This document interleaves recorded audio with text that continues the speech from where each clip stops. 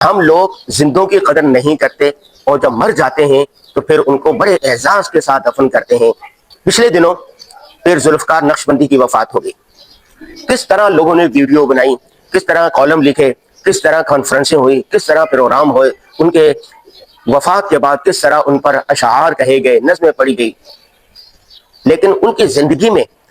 ان کی کس طرح کردار کشی کی گئی، کون سا الزام تھا جو ان پر نہیں لگایا گیا، کیسی کیسی ان پر تہمتیں لگائی۔ الامان الحفیظ، وہی لوگ جو زندگی میں ان پر الزام لگاتے تھے، تہمتیں لگاتے تھے، ان کو برا بھلا کہتے تھے، وہ وفات کے بعد ان کے گن گانے لگے۔ کم از کم 5 ایسے بڑے لوگوں کو جانتا ہوں، ایسے ماں باپ کو جانتا ہوں کہ جب وہ زندہ تھے تو بیٹے نے اپنی باپ کو، سگے باپ کو گھر سے نکال دیا، کیونکہ ان کی بیوی اس کی خدمت کرنے کے لیے تیار نہیں تھی۔ باپ کو کہا کہ آپ دوسری جگہ چلے جائیں، آپ میرا گھر تباہ کر رہے ہیں، میرے بچے آپ سے راضی نہیں ہیں، آپ کی وجہ سے میرے گھر میں لڑائی ہوتی۔ وہ باپ جس نے آپ کو بڑے پیار سے، ناز سے پالا تھا، آپ نے اپنے گھر سے اس کو نکال دیا۔ جب باپ کی وفات ہو گئی تو سب سے زیادہ اس کو دفنانے والوں میں اور ان کے احسان جتانے والوں میں اور ان کے اعزازات میں وہ شامل تھا۔ میں ایک ایسی ماں کو جانتا ہوں جس کے بیٹیوں نے ان کو گھر سے نکال دیا اور انہوں نے دارالامان عیدی سینٹر میں پناہ لی اور وہاں ایڑیا رگڑ رگڑ کر وہ مر گئی۔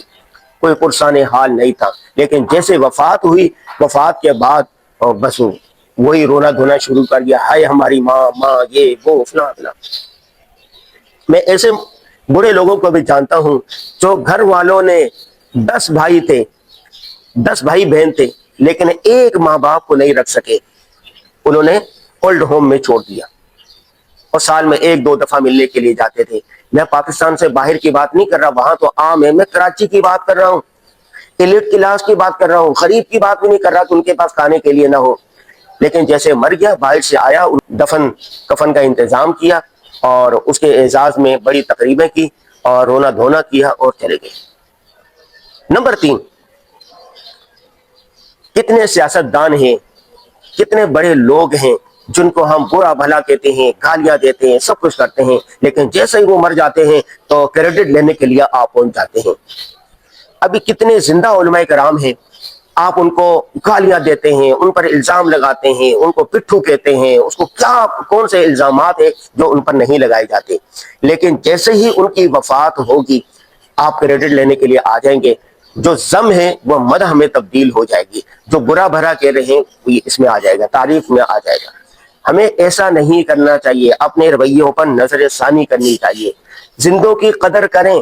زندوں کا اعزاز دیں، ان کا اکرام کریں، ان کے اعزاز میں تقریبات کریں، ان کو انعامات دیں۔ مرنے کے بعد مرنے والے کو کیا پتا کہ کیا ہو رہا ہے ان کے ساتھ، کچھ نہیں ہے۔ وہ تو حدیث پاک میں آتا ہے نا کہ جو آدمی مر جائے ان کو برا بھلا نہ کہو، وہ اپنے انجام کو پہنچ گیا،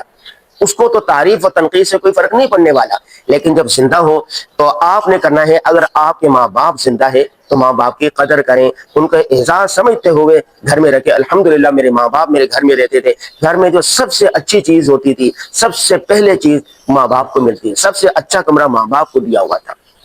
آپ کے بہن بھائی اگر کوئی غریب ہے، کوئی پریشان ہے، ان کی مدد کریں، ان کا احساس کریں۔ آپ کے دوستوں میں سے، آپ کے دفتر کے لوگوں میں سے، آپ کی کمپنی کے لوگوں میں سے، آپ کی فیکٹری کے لوگوں میں سے جو بیمار ہے، جو پریشان ہے، آپ ان کی مدد کریں۔ میں ایک ایسے ساتھی کو جانتا ہوں جو دفتر میں کام کرتا تھا، دفتر بھی ایلیٹ کلاس کا مالدار، وہ اپنی تنخواہ بڑھانے کے لیے درخواستیں دیتا رہا، اپنے مکان کے لیے درخواستیں دیتا رہا، اس کی درخواست منظور نہیں ہوئی، بائک پر ادارے کے کام سے جا رہا تھا، اس کا ٹریفک حادثہ ہو گیا، وہ مر گیا، لیکن اس کو دفنانے کے لیے 12-15 گاڑیاں اعزاز کے ساتھ گئی، اس کو دفنا کے مرنے کے بعد اس کا کریڈٹ لیا گیا۔ جب وہ دفنا رہے تھے تو میرے ذہن میں ہو رہا تھا کہ کیسے مردہ پرست لوگ ہیں، اس کی درخواست پر غور نہیں کرتے تھے، اس کو گاڑی کا کرایہ نہیں ملتا تھا، پیٹرول ڈلوانے کے لیے پیسے نہیں ہوتے تھے، 2 نوکریاں کرتا تھا، لیکن اب مر گیا تو کس طرح اعزاز کے ساتھ دفنا رہے ہیں۔ احمد ندیم قاسمی نے یہ کیا خوبصورت شعر کہا تھا، عمر بھر سنگ زنی کرتے رہے اہل وطن، الگ بات ہے کہ دفنائیں گے احساس کے ساتھ، لیکن آپ نے ایسا نہیں کرنا، آپ نے زندہ لوگوں کی قدر کرنی ہے۔